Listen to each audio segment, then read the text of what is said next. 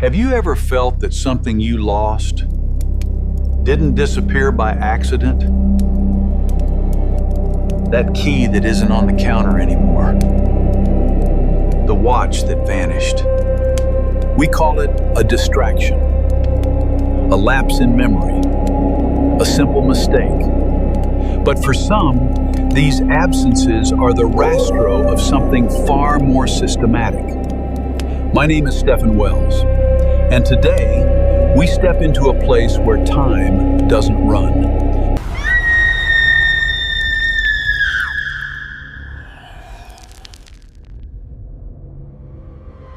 It accumulates. Deep beneath layers of government bureaucracy, there is a warehouse, known only as the inventory. In this place, the job isn't to find people, but to catalog what they left behind at the exact moment they cease to exist.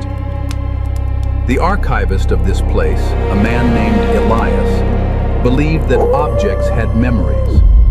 He just didn't know that the memory of objects could have a hunger. Elias worked under the jaundiced light of tungsten bulbs that never stopped humming.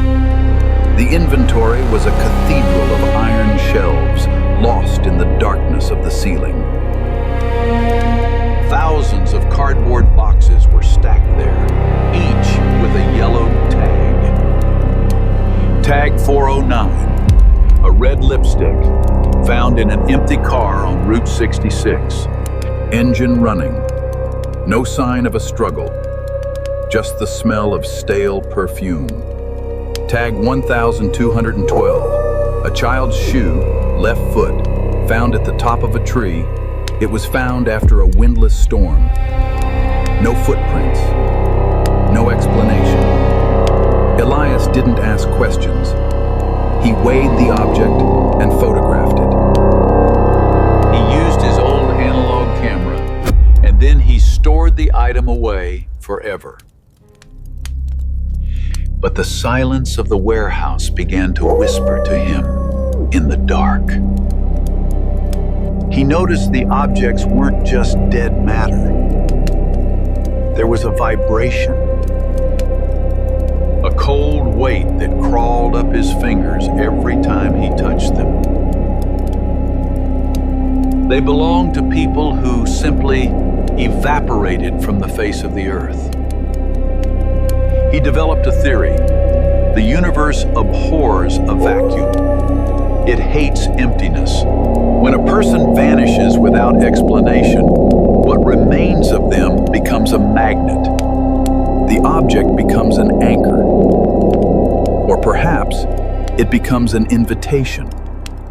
The paranoia began with a key, a brass key, worn thin and cold. Elias cataloged it on a Tuesday. He put it in a box and sealed it. On Wednesday, he reached into his pocket to grab his own house keys.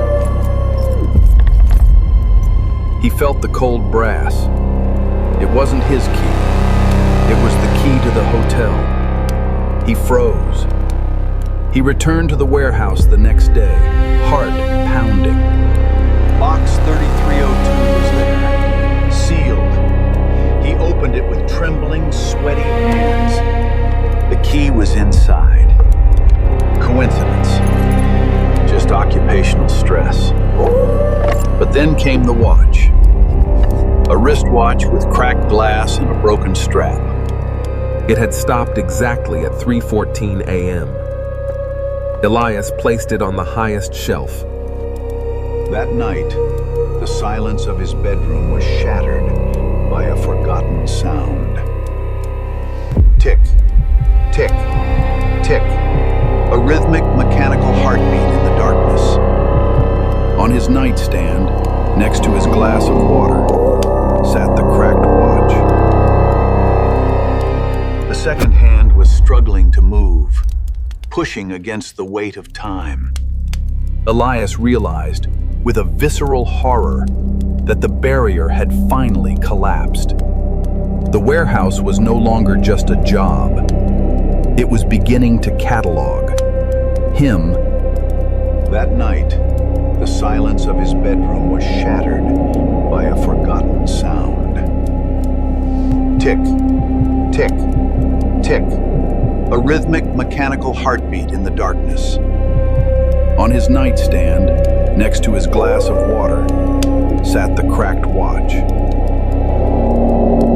The second hand was struggling to move, pushing against the weight of time. Elias realized, with a visceral horror, that the barrier had finally collapsed. The warehouse was no longer just a job. It was beginning to catalog him. Elias stopped going to work, but the work didn't stop coming to Elias. His home was transforming into an extension of those endless iron shelves. Piles of mismatched shoes appeared in the corners of his blurred vision. The smell of ancient dust and damp tags filled his tired lungs. He tried to destroy the objects. He burned the watch in the fireplace. He threw the keys into the deep river. He wanted to be free. But the next morning, they were there, intact, neatly arranged on his table. That was when he saw the tag, tied to his own wrist by twine. It was a yellowed paper tag, blank, waiting only for a final number. Elias looked in the mirror and realized his image was losing its contrast. He was becoming pale, matte, like an old photograph left in the sun. He was no longer the archivist. He was now the pending item. The universe was finally correcting the error of his lonely existence. It was turning the observer into the observed, the man into a record. They say the inventory never closes. Its doors are always waiting. If you walk through those aisles today, you'll find a brand new box. The tag simply reads, "Male, middle-aged archivist, found in an empty apartment. Doors locked from the inside. No sign of a struggle. No sign of life."